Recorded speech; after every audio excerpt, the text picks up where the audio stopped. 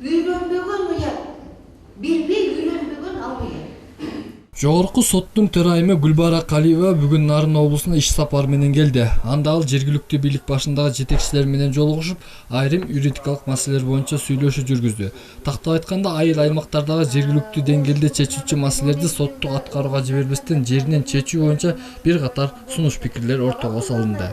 Кайсы социалдык көрүнүштөр болсо, аларды ошо жергиликтүү бийликтин жетекчилери менен талкуулашыңар керек. Но жазык иштер боюнча действительно милиция, прокуратурада. Анан башка аймактарда кээде мындай сезип калам да, претензия сыяктуу. Же прокуратура претензия сотко, же соттуку прокуратурага. Анан мен ошону да сиздерге айтып кетейин. Сиздер ошол кызматташуу аябай тыгыз болуш керек.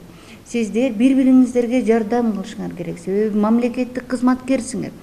И бир жумуш жасап атабыз. И баарыбыз юристпиз. И мыйзам баарыбызга бирдей, прокуроргобу, соткобу, милициягабы.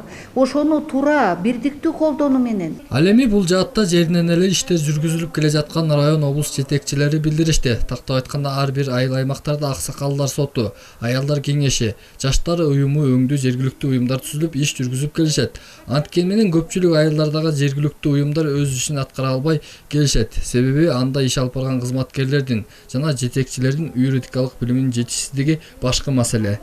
Эң биринчи ошол жердеги айыл жериндеги айыл өкмөтү болобу, райондун акими болобу, же болсо ошол шаардын мэри, губернатору болобу, өздөрү биринчи юридикалык жактан мындай билими болуш керек да, анча нерселерди өздөрү түшүнүш керек. Бул бир. Анан ошол нерселерди жанагындай кылып айыл жериндеги элдер арасында жанагы жарандык иштер бар. Мисалы үчүн зордук зомбулук, бир үй бүлөдө бир чыр чатак чыгып калабы, же болбосо бир баласын уруп коебу, же айыл эркек уруша кетип ажырашууга чейин барып атышат. Мына ошондой жерлерди биз жергиликтүү бийлик ошо айылда эмне болуп атса, ошолорду бир чогулуп барып акылдашып, ошол жерде аксакалдар менен, аялдар менен, жаштар менен чогуу бирдикте иш алып барып, ошолорду бир жөнгө салып, сотко чейин жеткирбей коюу иштерин, аракеттерди көрүшүбүз керек да. Муну менен катар жыйындын жүрүшүндө облусубуздагы Фемида өкүлдөрүнүн турак жай маселелери да ортого салынды. Анда маалым болгондой, жакынкы аралыктарда Нарын шаарына жана Жумгал районуна кызматтык үйлөр курулары айтылды.